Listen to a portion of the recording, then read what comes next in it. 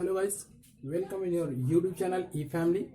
सो आज मैं जैसे कि आपको बता दूं, पिछले लेक्चर में मैं aromatic, non aromatic and anti aromatic in तीनों को मैंने डिस्क्राइब किया। ओके, अगर आपको देखना है डिस्क्रिप्शन में जाके देख सकते हैं। और मैं बता दूं, आज मैं आपके लिए लेकर आया हूं कार्बोकेटायन। कार्बोकेटायन के बारे में बताऊंगा। फर्स्टली मैं बता दूं, जो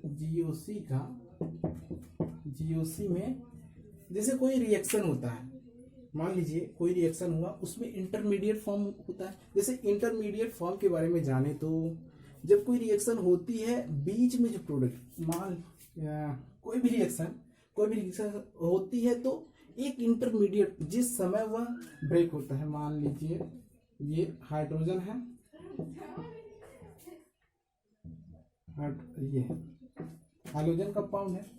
अब क्या हुआ, ये जब ब्रेक होता है, ये ब्रेक हो जाएगा। मान लीजिए यहाँ पे है NaCl है। अब क्या होगा, यहाँ पे Br है।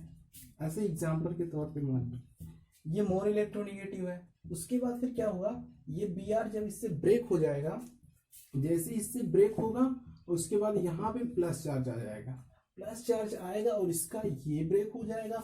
ये जाके जब इससे जुड़ता है वही इसका इंटरमीडिएट फॉर्म होता है। मतलब जैसे ही जुड़ते हैं बहुत अच्छा, मतलब प्रैक्टिकली देखा जाए तो बहुत अच्छा लगता है इस दृश्य को देखने में। वैसे बहुत ही फ्यू सेकेंड के लिए, मान लीजिए 10⁻⁻6 सेकेंड के लिए ये होता है। आप इसे देख नहीं सकते, इमेजिन कीजिए बस। मैंने देखने की बात तो कर दी, लेकिन आप इमेजिन करके सोच सकते हैं किस प्रकार से हो सकता है। तो मैं बता दूं, जो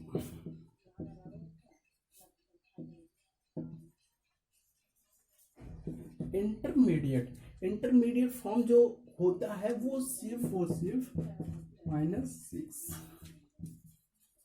10⁻⁻6 सेकेंड के लिए होता है। बहुत ही कम समय,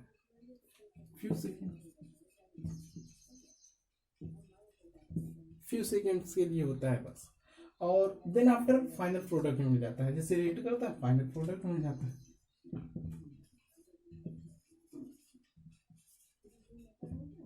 हमें फर्स्ट तो ये हो गया 10⁻⁻6 और उसके बाद फिर सेकेंड फाइनल प्रोडक्ट मिल जाता है। और उसके बाद फिर मैं बता दूं, जैसे कि कई सारे पॉइंट्स हैं। इंटरमीडिएट फॉर्म जो होता है वो, जैसे हमारा हो गया कार्बोकेटायन। इंटरमीडिएट फॉर्म में कार्बोकेटायन बनता है कि नहीं, बनता है। अब उसके बाद फिर कार्बो एनायन बनता है। ऐसे ही बहुत सारे प्रकार, मैं लिखवा दे रहा हूं आपको। कार्बोकेटायन, ओके, सेकेंड हो गया कार्बो एनायन हो गया। और थर्ड जो होता है फ्री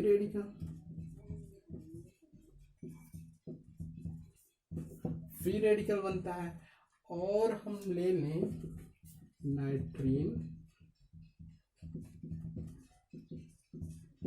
हो गया। बेंजीन ले सकते हैं, बेंजीन, कार्बीन। तो गाइस इन सब के बाद 1 बाय 1 लेक्चर बनाऊंगा, जैसे कि carbocation, कार्बो anion, free radical, nitrogen, इन सब का इसका एक लेक्चर होगा। इसका बहुत छोटा छोटा लेक्चर होगा, जिससे आपको सेटिस्फेक्शन भी हो जाए, आसानी भी रहे, जल्दी से आप देख भी सकते हैं। ओके, तो फर्स्टली आज मैं डिस्क्राइब करने वाला हूं कार्बोकेटायन। ओके, तो कार्बोकेटायन के बारे में फुल्ली जानकारी लेंगे हम, होता क्या है, और उसके बाद फिर बताएंगे। देखें पहले कैमरा चल रहा है कि नहीं। हाँ, चल रहा है। चलिए देखते हैं कार्बोकेटायन।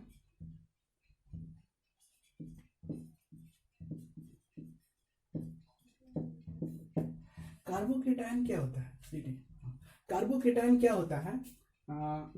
कार्बन एटम जब CH3 मान लीजिए, मतलब कार्बन एटम जब हाइड्रोजन से जुड़ा होता है, कार्बन से तो वीक इलेक्ट्रोनिगेटिव है ना। और ये यक्स क्या होता है, यक्स जो होता है कार्बन से मोर इलेक्ट्रोनिगेटिव। जब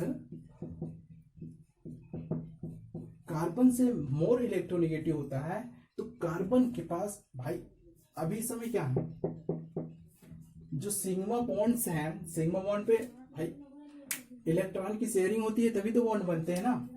एक कार्बन का इलेक्ट्रॉन, एक हाइड्रोजन का इलेक्ट्रॉन।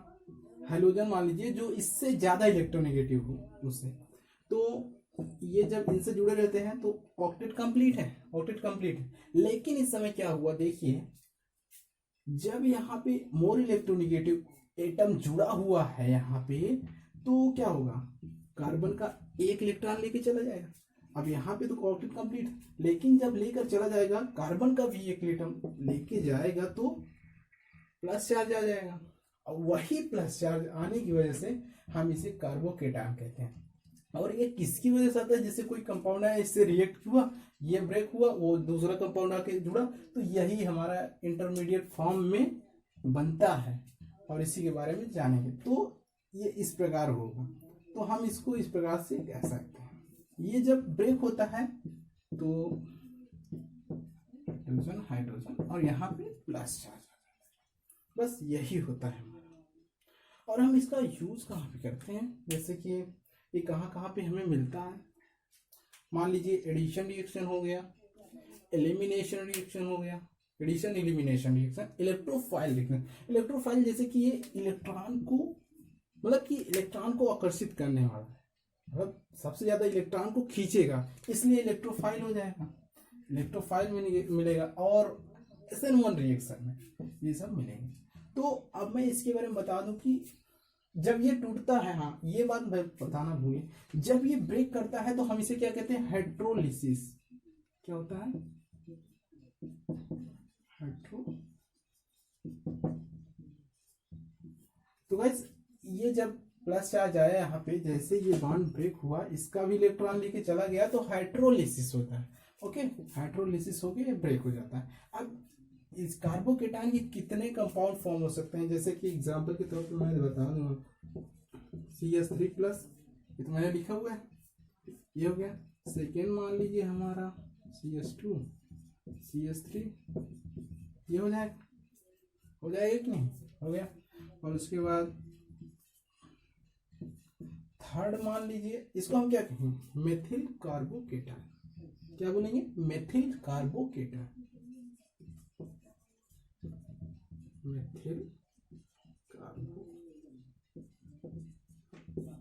Methyl carbocation.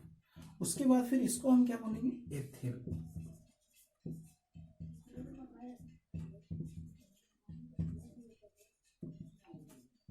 इसे हम एथिल कार्बोकेटायन बोलेंगे। और इसी प्रकार से हम CH3, CH2, CH2, इसे हम क्या कहेंगे, इसे कहेंगे प्रोपिल कार्बोकेटायन।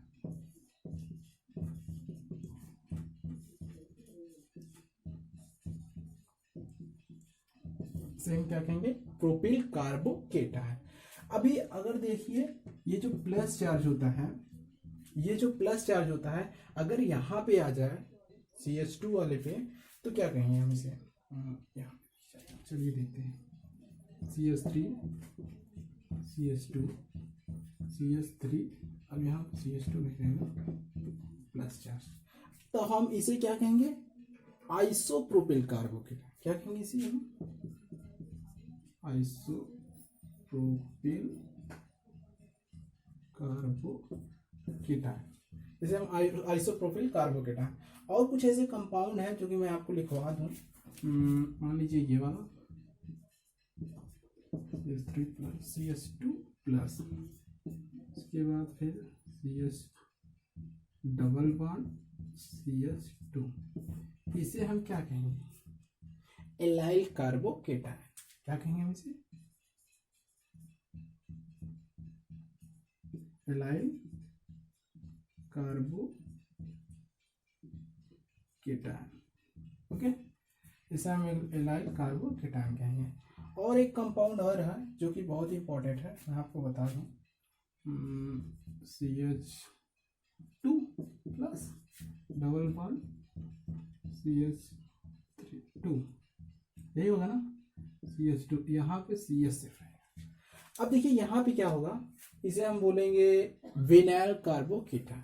क्या बोलेंगे हम इसे, विनाइल।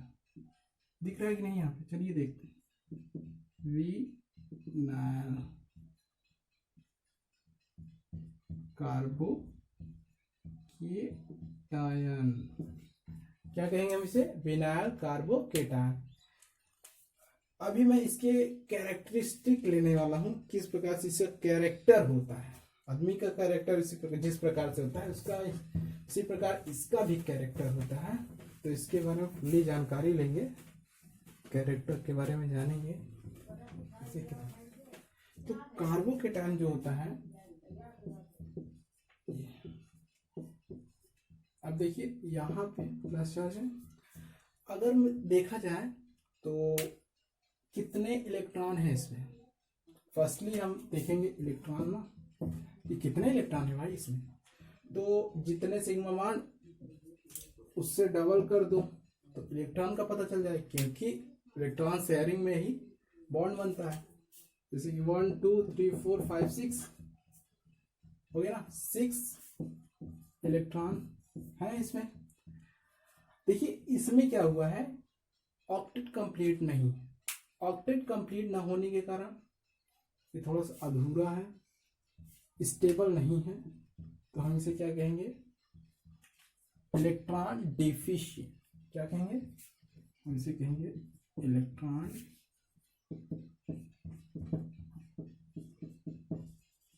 इसे बोलेंगे इलेक्ट्रॉन डिफिशिएंट स्पेसीज।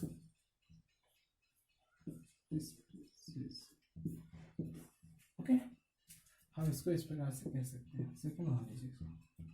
और उसके बाद फिर अभी पता चल जाए इसका यूज कहाँ पे होता है। जैसे कि मैं अभी बताया था, इसका यूज होता है SN1 रिएक्शन में। ओके, SN1 रिएक्शन में, और मान लीजिए हाँ इलेक्ट्रोफिलिक रिएक्शन में, टू इलेक्ट्रोफाइल। और उसके बाद फिर मान लीजिए एडिशन एलिमिनेशन रिएक्शन।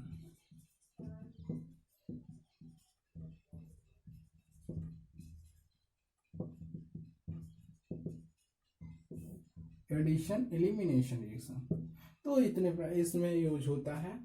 और इसका अगर स्ट्रक्चर देखा जाए किस प्रकार से होगा, तो पैरामिडल प्लेनर होना चाहिए। देखते हैं,